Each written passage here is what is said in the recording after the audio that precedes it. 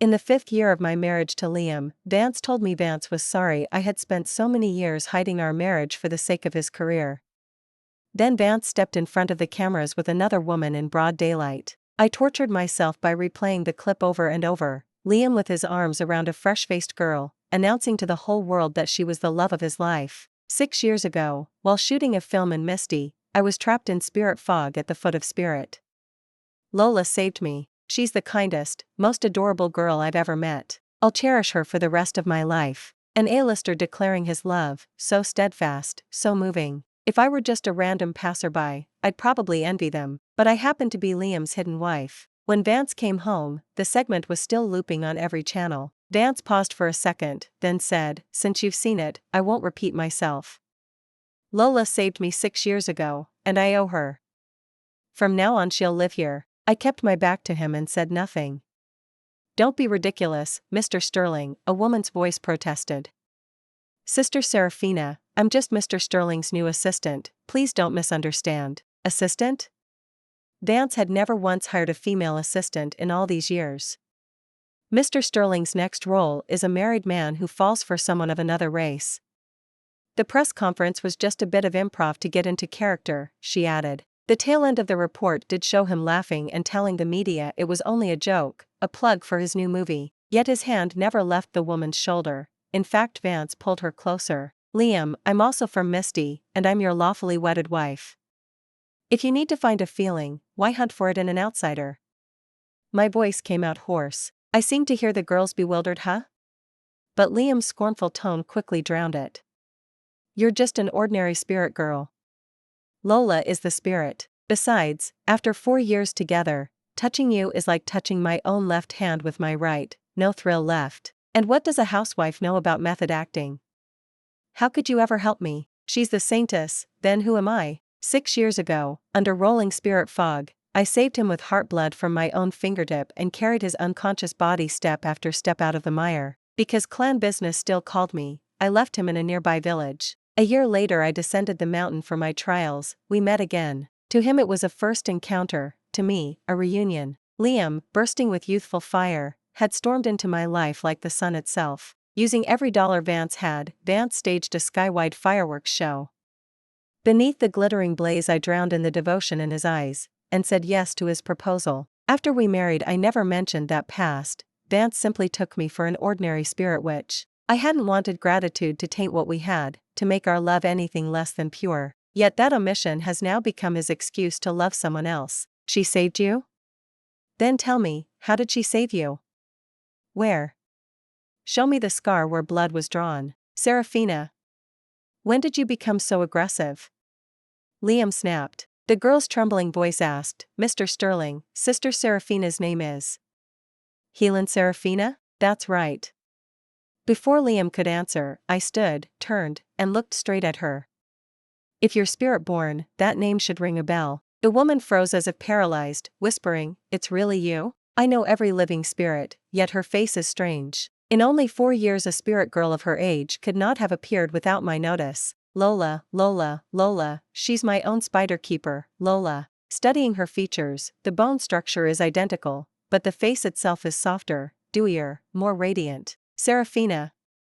You've terrified her, apologize." I couldn't believe my ears. Back when Vance was still a nobody, I slapped a gropey film and was forced to apologize. The spirit worms in my sleeve stirred, but I swallowed the humiliation for Liam's career. Before I could bow, Vance strode forward, splashed wine in film's face, and marched me out. "Sarah, no matter how useless I am, I'll never let you apologize to anyone for my sake." His eyes outshone the stars that night. Today, though, Vance demands I apologize for a few blunt truths. Before I can refuse, Lola beats me to it. No need. Yet her frailty only stokes his urge to protect. Liam fetches the clay pot I treasure. Inside it, the 3 life-sustaining spirit worms I've nurtured for 10 years, still unhatched. "If you won't say sorry, I'll toss them into the water." I stare, stunned.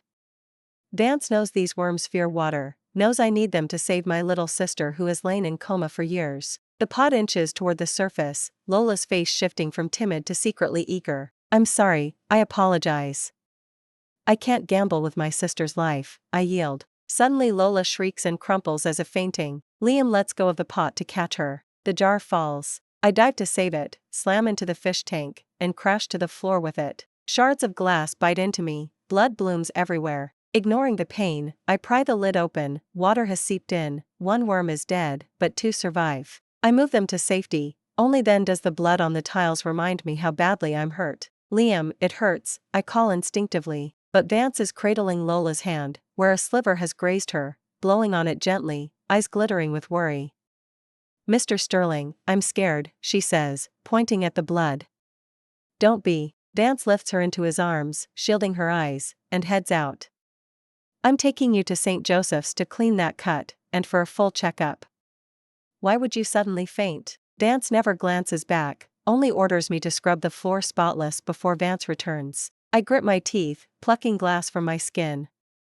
One shard is lodged precisely over my heart, right on the scar I got saving Liam, as if to tell me it was all worthless. On my knees, I scrub, but the blood soaked into the wood refuses to vanish. The tears I didn't shed while pulling out glass finally fall. When we first married, we had no money for help. Vance did every chore himself. Once we became wealthy, Vance grew busy, and because strangers in the house make him uneasy, I learned to keep everything perfect. The first time I scrubbed a floor, Vance wept, hugged me, and swore my efforts would never be wasted. I don't want to believe this Liam could truly love someone else. Vance came back near midnight, pain kept me awake. Vance handed me a glass of milk. Drink. Black flecks floated in it, stark against the white. What is this? Vance didn't even bother to hide it. Lola gave me a truth worm. Whoever drinks must answer 3 questions honestly. You claim you saved me, prove it. The man before me is as handsome as ever, but the coldness in his face is something I've never seen. Fine. I'll prove it. If Vance is only blinded by misplaced gratitude, I'm willing. I raise the glass and drain it.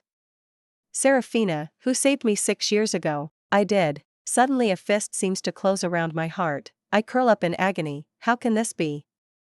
I didn't lie. My agony might as well have been expected. I know. Because what I asked Lola for wasn't a truth worm, it was a lie worm. Once infected, the victim has to lie when answering 3 questions. The panic on Lola's face when she saw you already proved she wasn't the one who saved me, and she's no saintess either. When the first wave of pain finally ebbed, I forced the words out. Since you know I'm the one who saved you, why are you doing this to me? Liam's smile was one of indulgence. Because you scared her today. Lola's just an innocent little girl. One look at you and her act fell apart.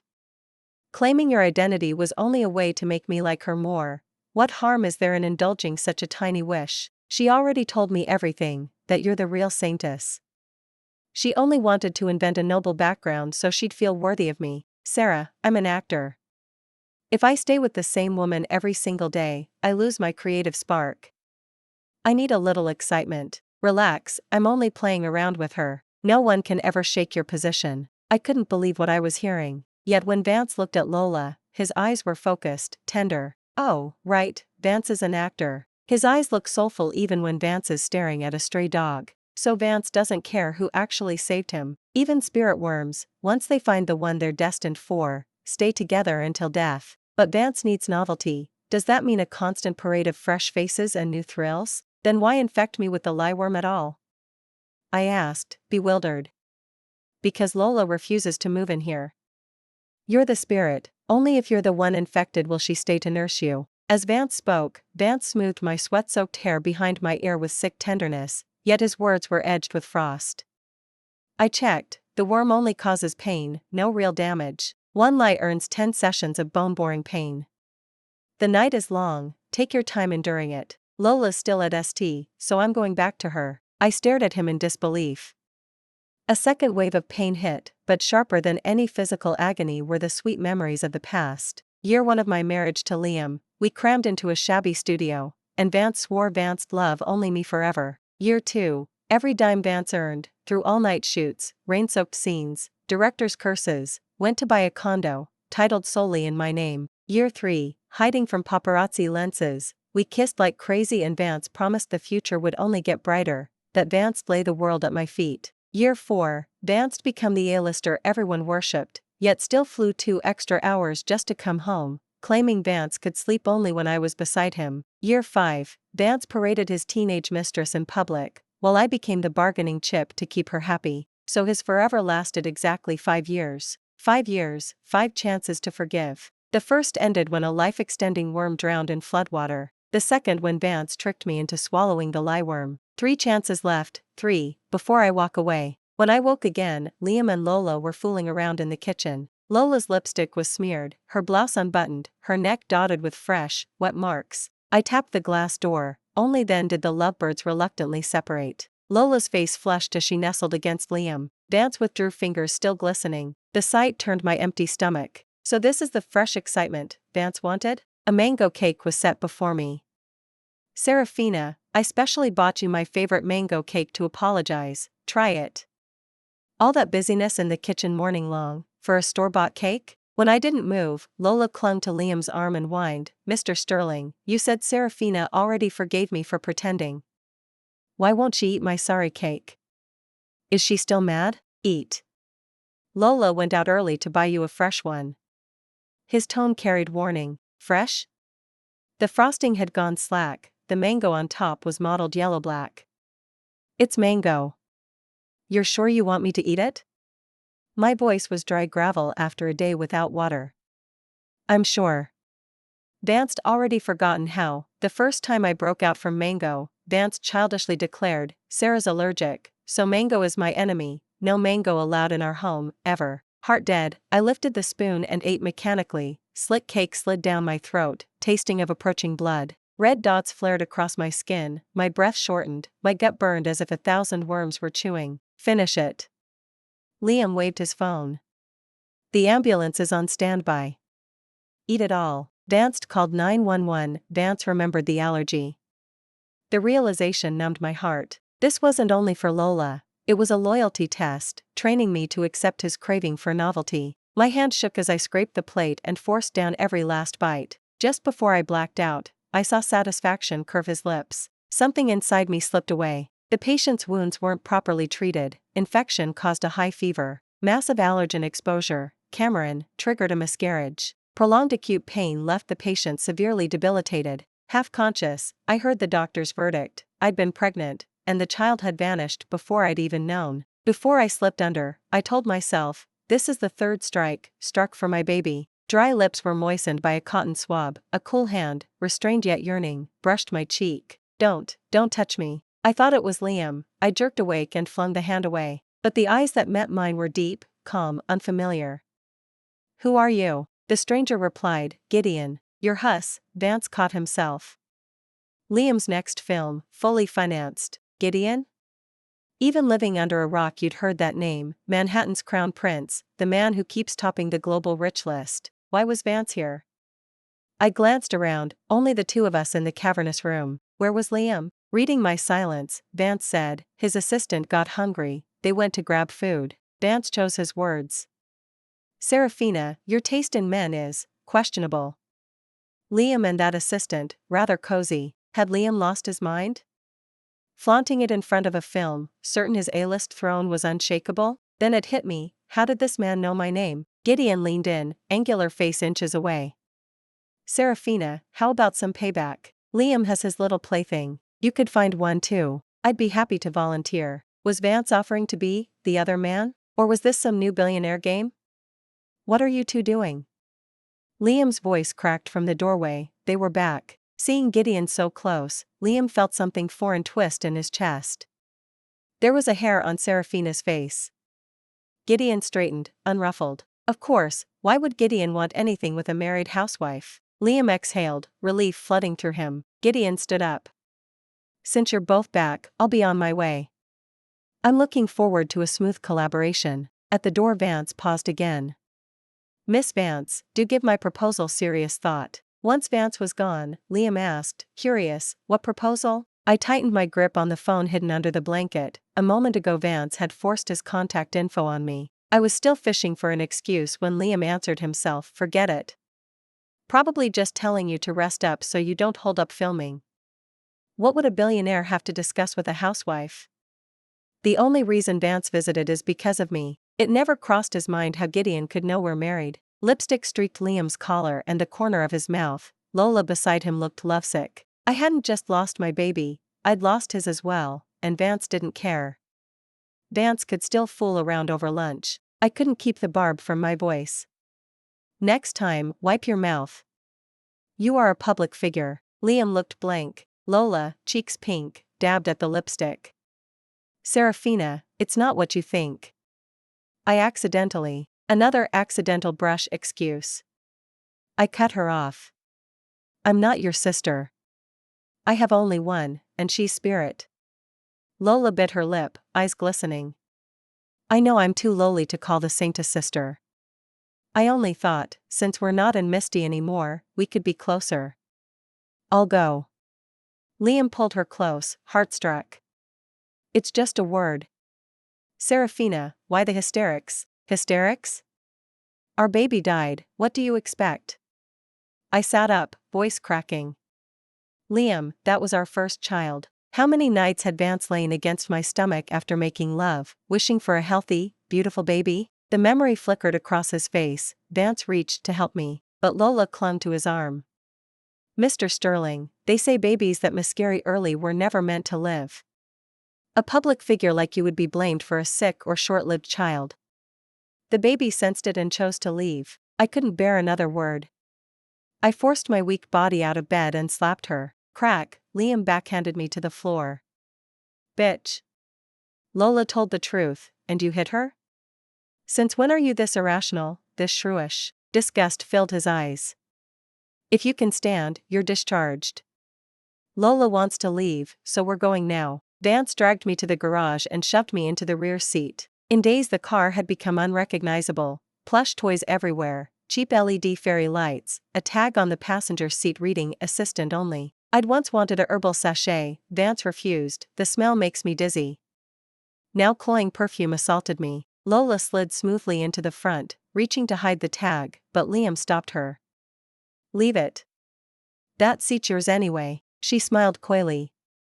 Serafina, don't misunderstand.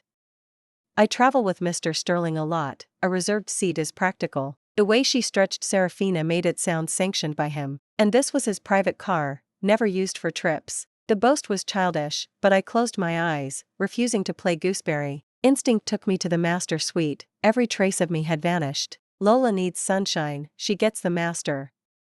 You take the downstairs room, Liam decreed. And you? I'm staying in the master, obviously. As if nothing were odd, I exhaled slowly. So you want me under my own roof to watch my husband sleep with another woman? Vance checked the hallway, whispered, stop drama. I told you, Lola's just a novelty. Little girls love tricks. So all your past tenderness was only a trick to seduce me? My nails bit my palms. I needed something real and found the phone in my coat, Gideon's number still inside. What if I go looking for excitement too? Liam snorted. Don't you love me? Yes. The answer came automatically, a stab in my heart, the second question since the lieworm had been implanted. A faint pain, easy to bear, so my love had thinned this much. Saying I love you had almost become a lie. Vance forgotten the worm's existence. My answer pleased him. You and I are different. I love you, but that doesn't stop me chasing thrills. You love me and want fairy tale monogamy. Besides, you suffered to get me where I am, status, money, fame, would you hand it to someone else? So why would you look for fresh meat? Such cheap love. Yes, I wanted forever with one man, but if that man betrays me, I walk, no contradiction. If I'd cared for status and money, I'd never have chosen him. Serafina's room is ready, come down, Lola called, uneasy at how long we'd been alone. My room was now a storage closet off the kitchen, a single camp bed, belongings dumped on the floor, clothes bearing footprints, my spirit worms. I rummaged until I found the clay pot in a corner and sank down, weak with relief. I'm so clumsy I can't even tidy a room, Lola chirped, sweetness edged with triumph. Liam ruffled her hair. Doesn't matter. You're no housewife. Let her clean her own mess. Vance walked away without a backward glance. Serafina, look at you, nothing like a spirit. Back in Misty you were revered, here you can't even keep your man. One crook of my finger and Vance comes running. Lola stood over me, stiletto crystals flashing. Even the chaos on the floor seemed to mock me. Yes, how low I'd fallen. I gathered every keepsake, photos, anniversary gifts, apology notes written after quarrels, bagged them, carried them downstairs, and threw them in the trash. I wanted none of it. Laughter drifted from upstairs. I listened, torturing myself, until deep night. For the fourth time I had lost both bedroom and husband. Moonlight slipped through the tiny window, cold across the floor. I opened my phone, closed it, opened it again, and at last texted the number. Mr. Cross, this is Serafina. Within 3 seconds, Gideon here. It was nearly 3:30. Did the rich never sleep?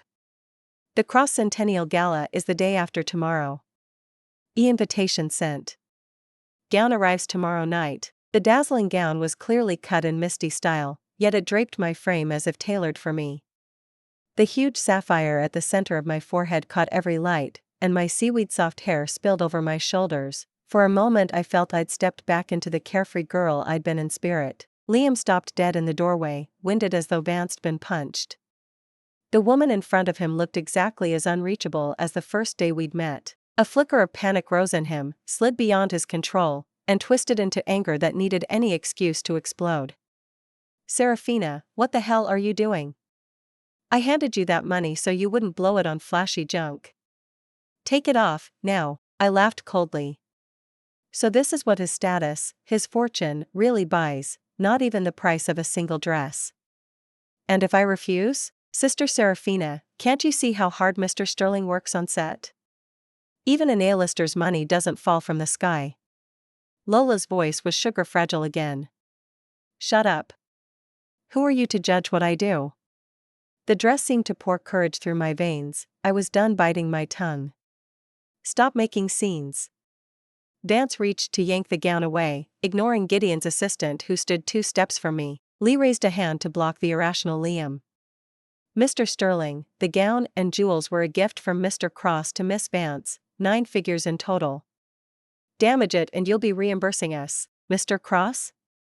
Liam froze. Gideon again. What exactly are they to each other? Hatred flashed across Lola's eyes. Why should the billionaire treat Serafina like someone special? Tomorrow is the centennial of the Cross Group. As the lead of Mr. Cross's current project, you received the invitation, didn't you? Since Gideon had given no other instructions, Lee figured an explanation was safest. That explained it, Gideon must value the film. Vance'd even loan his wife a couture look worth a fortune. Liam preened, proud of himself. Vance didn't know the truth. Gideon hadn't loaned the set to Serafina, Vance'd given it to her. Crystal chandeliers and perfume-filled air, clinking glasses everywhere, yet the host of the evening was nowhere to be seen. Inside the vast VIP lounge it was only the 2 of us. Gideon insisted on sitting close, his long legs caging mine. Miss Vance, Liam made you take a cab to avoid gossip, then showed up openly with his assistant. If I hadn't picked you up, how pitiful you would have looked arriving alone. Why not divorce him and marry me instead? A tremor of nerves ran beneath the calm offer. Trying for a promotion? I eased him away, the silent gesture spelling rejection. Until I finished untangling things with Liam, I couldn't leap the barrier inside my heart. I missed the way his hand reached, then fell, or the loneliness that clouded his eyes. A knock, Lee reminding us the banquet was starting. The moment I stepped out I saw Lola curled against Liam's side. In full view of the cameras they whispered, heads touching, Liam really wasn't afraid of being caught. Did Vance honestly believe the assistant excuse would fool anyone? A sudden burn on my left little finger, the whisper charm. Before leaving Misty, I'd told the elders, if anything happened to Iris, contact me instantly. Something was wrong with my sister. I had to leave, now. Gideon was on stage giving his speech, and I'd just turned him down. Vance might refuse to help. I pinned my last hope on Liam. I started toward him, but Vance waved me off, mouthing, "Don't come over." My phone vibrated with his text, "Too many eyes. Stay away." So I was the one who couldn't be seen with him in public. Heartache would have to wait. Iris is in trouble. I need to get to Misty immediately. Lola's in heels, she can't walk far. The car will take her. Grab a cab to Riverdale yourself. A cab, again. The estate sat in the middle of nowhere. How was I supposed to find a ride? I opened my mouth to argue, but Vance'd already pocketed the phone. Conversation over. Fine. Fine. Fine. My body shook as I stumbled backward. The 5th time. Every memory flooded in. I had courted this pain myself, and now I owned it. From this second on, we are strangers. Arms caught me, a low voice sounded overhead. What happened, Gideon? I clutched him like a final rope. Iris is in danger. Please, fly me to Misty. Done. The jet can leave in 10. She'll be okay. Let me take you back to the lounge. Watching him guide me away, Liam felt something irreversible slipping through his fingers. Between toasts, Vance slipped into the lounge. Serafina, you and Gideon, Mr. Cross just happened to have a free plane. Still uneasy, Liam pressed, do you still love me? Afraid any delay might cost Iris, I played along. Of course I love you. The last question of the truthworm slid through my heart, and nothing answered. I truly no longer loved him. At that instant Gideon walked in, having heard every word. Though Vance knew better, Liam tossed Gideon a smug grin on his way out. Sorry you had to overhear a little married flirtation. Thanks for the jet, Mr. Cross. I thought Vance booked a flight. I hadn't expected him to come himself. All the way to Misty, Gideon's face stayed dark, frost rolling off him. I chose my words carefully. I can't divorce Liam. The chill deepened. I know, I'm just your weapon against him. Shameless me, crawling in even when I know the role. I drew a breath and said the truth. Because we were never legally married. What? I'm the spirit. A real marriage must be prayed to the heavens, announced to the ancestors, sealed by the sacred bonding rite, one partner, lifelong. Liam always used the spirit fog at the foot of spirit as an excuse not to return, so we never filed any papers. Shame scalded me. This was the biggest secret between Liam and me. I should have seen the truth the moment Vance refused to come home, but love had blinded me. So now you two, broken up. That I love you was only to keep him from delaying me. I lifted my phone, the breakup text had already been delivered. Congratulations, Miss Vance, free of the trash and out of the abyss. The familiar confident smile slid back onto Gideon's face. Now I'm officially courting you. We reached Misty quickly. Tests showed that after years of coma Iris's body was shutting down. Without the life-prolonging worm she would die. Luckily, ever since my things had been tossed downstairs I'd carried my spirit worms with me, afraid they might be harmed. But the blood moss needed to hatch the worm had eluded me. Spirit had once owned a stock, yet 20 years ago it was used to save a benefactor. I descended the mountain 5 years ago partly to train, chiefly to find a second stock. So far, nothing. Maybe I can save her, Gideon said quietly. Vance had been silent since landing. Vance was the child who had taken the blood moss all those years ago. My blood might still carry its power, let me feed the worm and see. We had no better plan. Drop by drop, the worm lapped up half a rice bowl of blood, yet instead of swelling it shriveled, coiled, and writhed until at last a pure golden larva lay in the bowl.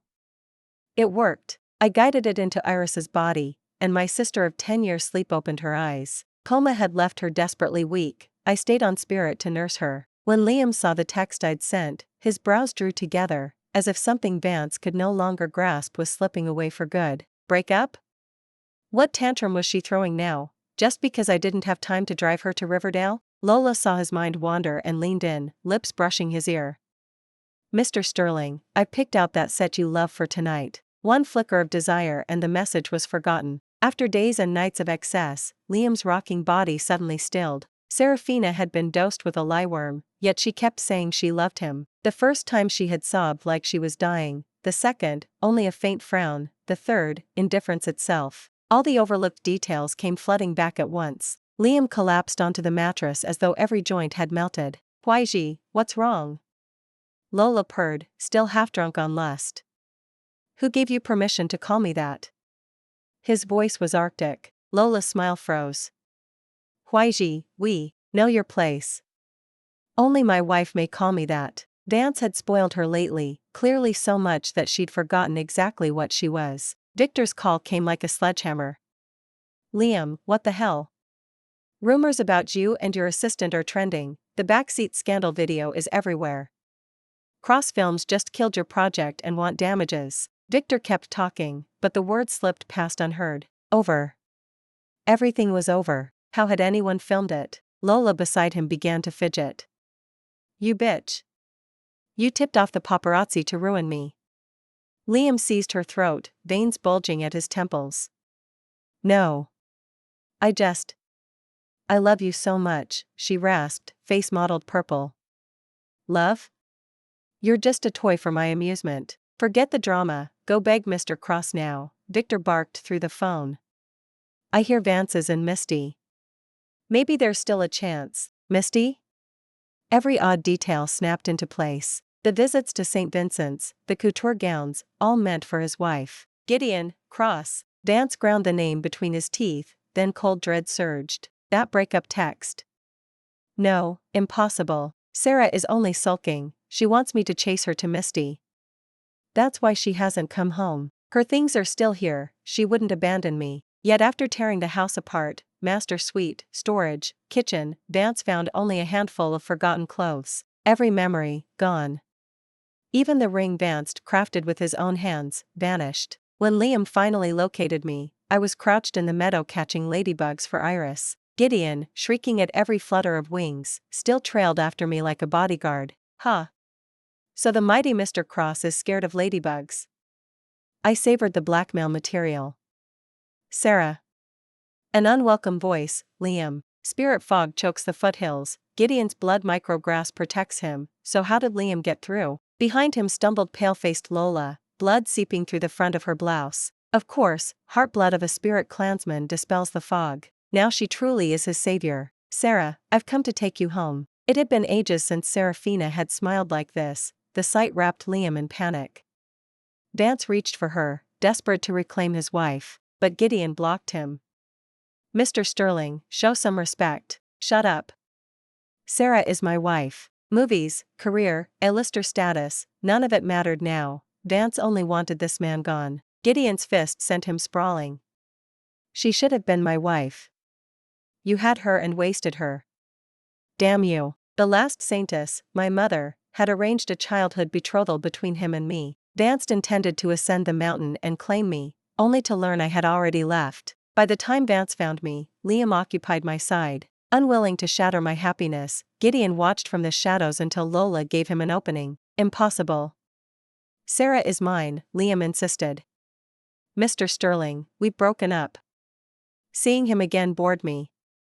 No, we're husband and wife, we can't. Vance pulled the marriage certificate from his coat with shaking hands.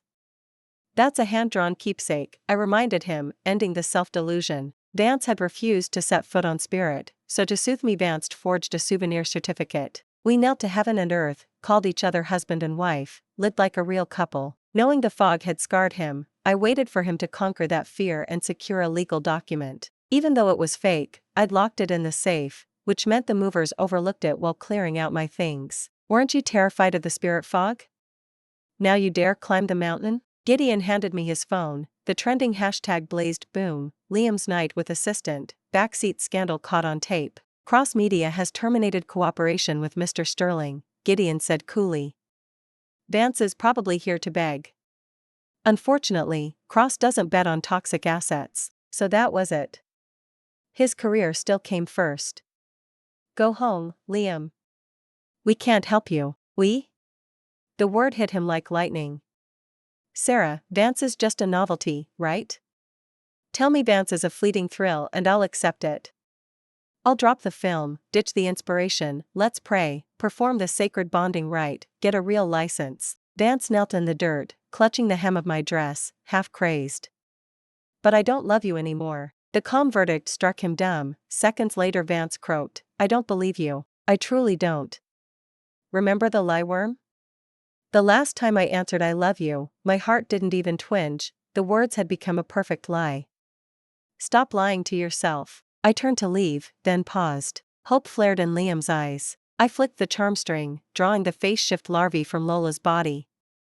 This is punishment for killing my child.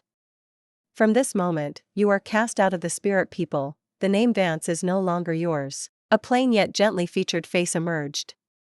You weren't the true killer, so I merely restore your original appearance. Then I transferred the larvae into Liam, his skin rippled, scars and furrows rising like welts.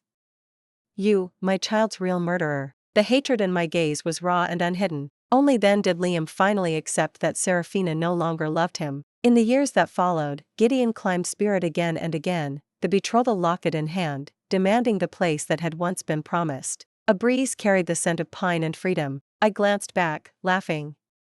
Then be my mountain-in-law groom. It would be my honor. In a nearby village a disfigured outcast now wanders, staring daily toward Spirit, searching for his lost moon. Thanks for listening to today's story. On a scale of 1 to 10, how would you rate it? If you liked this tale, please give it a thumbs up and share with friends. We look forward to reading your thoughts in the comments, and don't forget to subscribe for more unforgettable stories. See you next time.